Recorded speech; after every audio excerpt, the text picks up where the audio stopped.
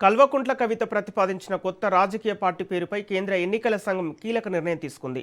తెలంగాణ రక్షణ సేన పేరుతో పార్టీ నమోదు దరఖాస్తును ప్రస్తుతానికి ఆమోదించకుండా తిరస్కరించింది.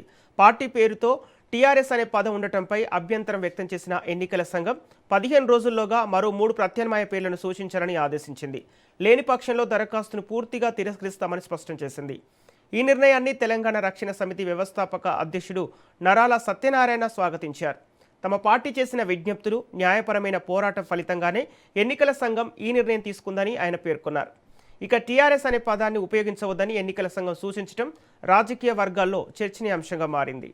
తెలంగాణ ప్రజలకు శుభవార్త. కల్వకుంట్ల కవిత ఎన్నికల కమిషన్కి అప్లై చేసిన తెలంగాణ రక్షణ సేన పార్టీ మా పార్టీ అభ్యంతరాలతో ఈరోజు ఆగిపోయింది.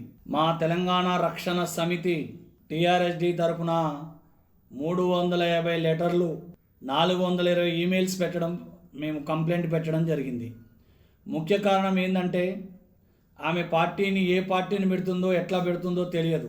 కాబట్టి టీఆర్ఎస్ అనే పేరును పూర్తిగా మార్చివేయాలని 15 రోజుల్లోగా 3 కొత్త పేర్లు సూచిస్తే సరే అని